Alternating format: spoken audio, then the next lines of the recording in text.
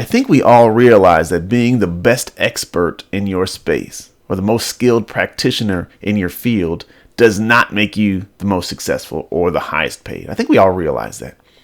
But a lot of us get hung up on the idea that maybe getting a little better at our skill will get us more money or more notoriety in our space, make it easier for us to close deals. And that's not usually the case.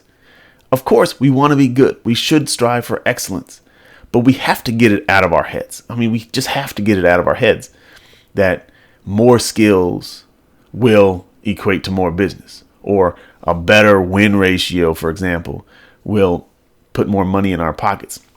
It's almost never the case. And I want to use it as an example.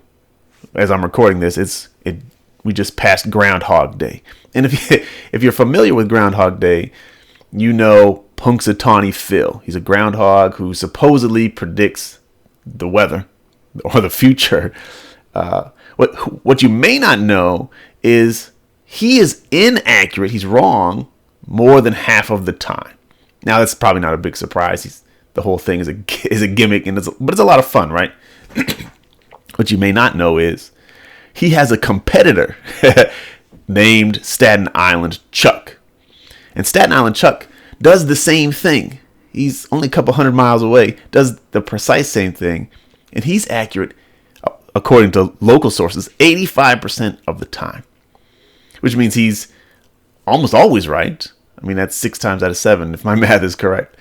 And way more accurate, a much better predictor of weather in the future than Punxsutawney Phil. But almost nobody knows Chuck. He doesn't have a movie made about him, right? So why is that the case?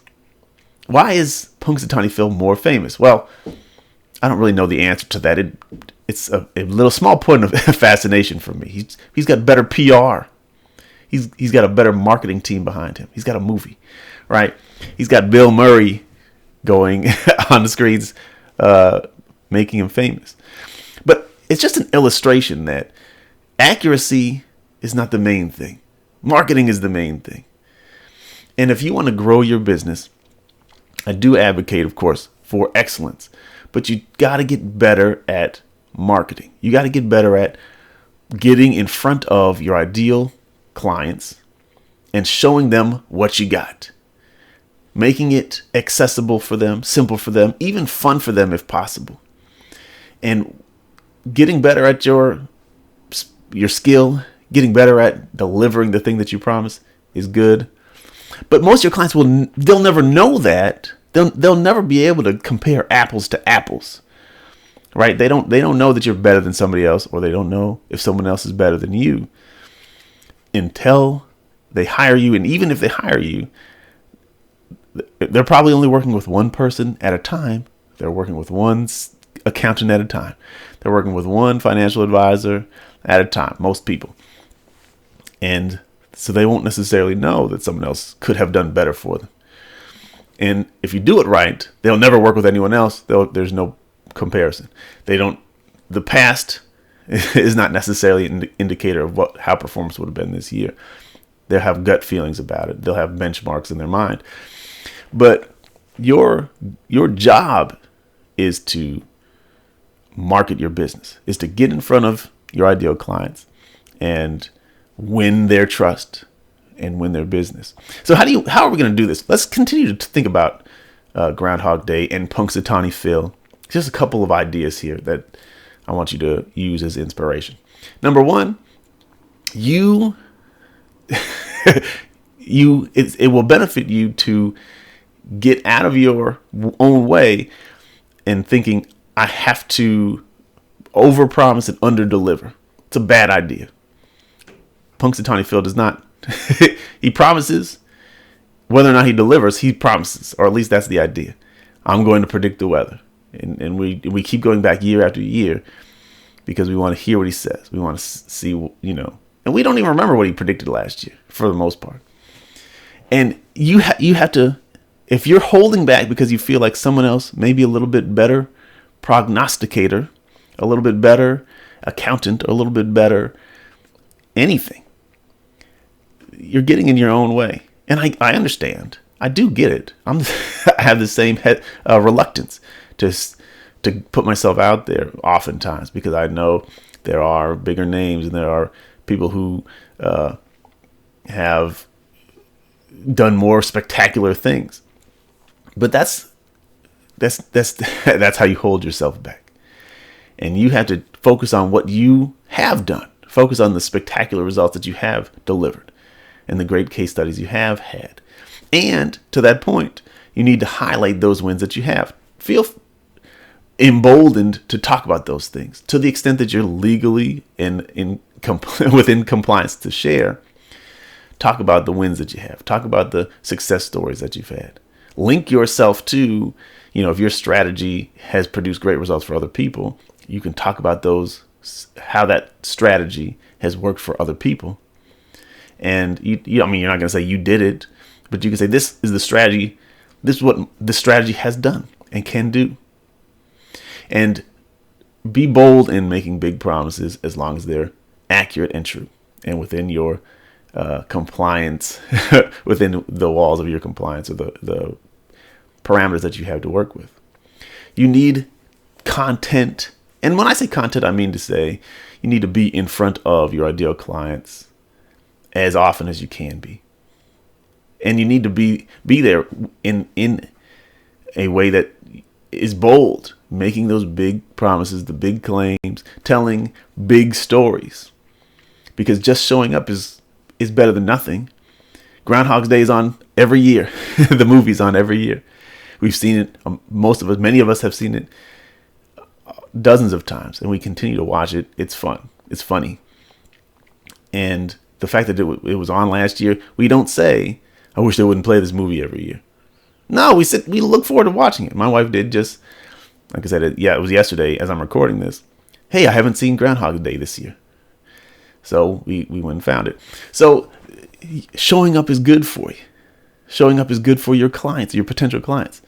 Again, they don't know what they don't know, and they don't know that someone else may or may not be better than you, quote unquote better.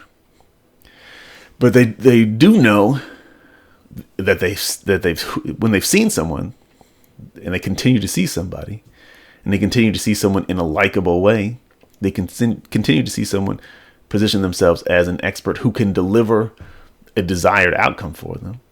They begin to, in their own mind, see you as an expert, see you as an authority, see you as someone who's trustworthy. If they've never seen you before, or they haven't seen you since tax time last year, for example, you've missed out on a lot of time to develop relationship, real or imagined.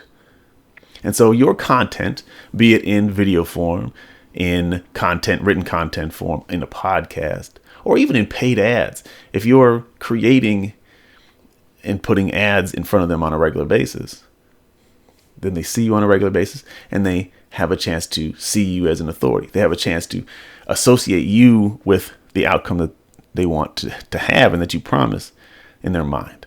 And for the people who don't do that, you could be as much of an expert as you want. You will likely lose. And so you want to do that. I said video. It's 2025 as I'm recording this. I want to say video is increasingly important. More and more people are spending their time watching video.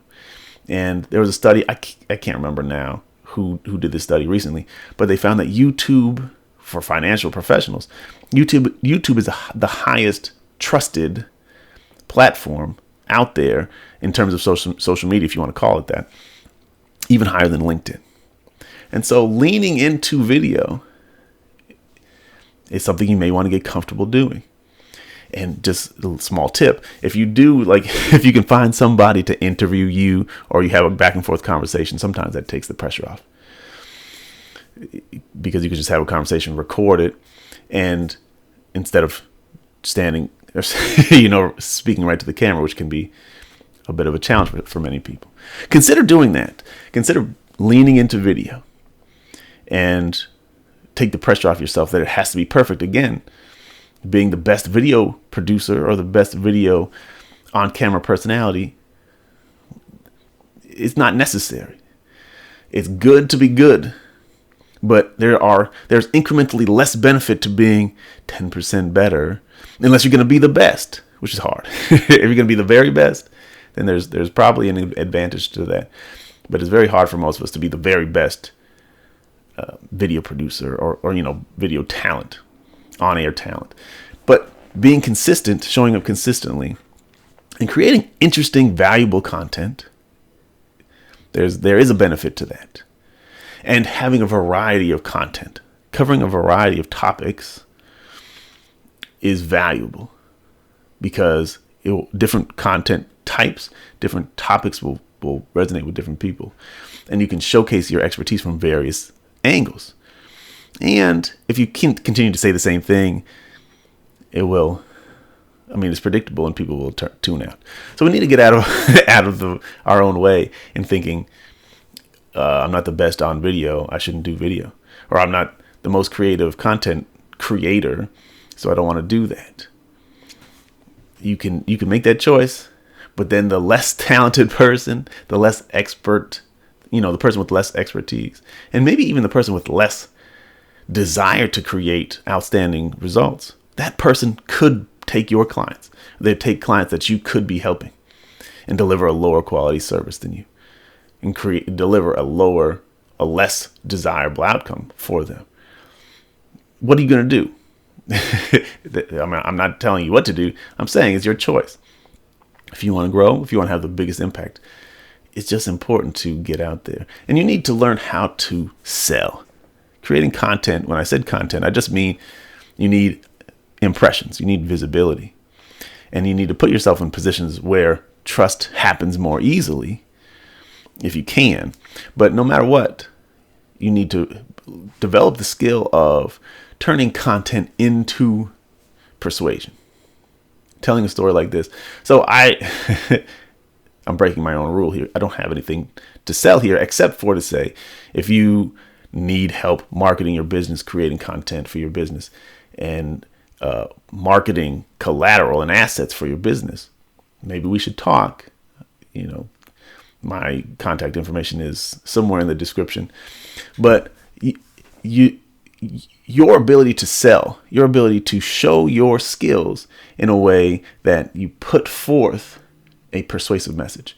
And the person who's viewing your content, watching your YouTube video, reading the emails that you send, and then they begin to turn desire they turn interest into desire. I want to work with this individual. I want this individual to help me, and I believe they can help me get the outcome that I want. They can help me get rid of the problem that I have and don't want. They can help me reach the dreams and desires that I have that I'm not sure how to get to. Or they can help me get there faster than what I'm doing right now. And so I want you to think about Groundhog Day. Punxsutawney Phil is the famous one. That's cool. He's not the best. Jim Cramer is not the best financial, stock picker or financial advisor or anything. He doesn't position himself as an advisor, but he's so bad at picking stocks. You could basically do the opposite of what he says and outperform him. But he is famous. He gets paid very well to give bad advice. There are many experts like this. And so it's up to you. Are you going to be reserved? Are you going to continue? It's up to you. Again, you should be great at what you do, but you run a business and it's your responsibility, if you want to remain in business, and to have as much impact as you can, to be profitable, to grow, so that you can continue to touch more people, help more people. And so again, somebody will probably be mad at me for saying this, because it sounds like I'm saying don't be good at what you do, just sell better. I'm not saying that. Be great at what you do. But it's in business, it's the best provider is not the most successful, but the one who's the best marketer is the most successful. And I want you to grow. I want you to be successful. I want you to build wealth for yourself and your family. And so I'm encouraging you. Get really good at marketing. Get really good at selling. And make those a priority. Get really good at getting in front of your audience. And when you do that, you'll be as successful. You'll be more successful and continually increase in your success. And I hope that's helpful. I hope this is, for many, you understand this already. But for many people, we're so focused on, let me get one more degree, let me get one more certification, let me do one more training program. And those things, if they're not helping you to market your business better, they're probably not as effective in terms of growing your business as learning to market better would be. So again, if you want help in this area, I have contact information below and tons of content that's hopefully helpful in that regard. And I'll continue to do that. Look forward to helping you more.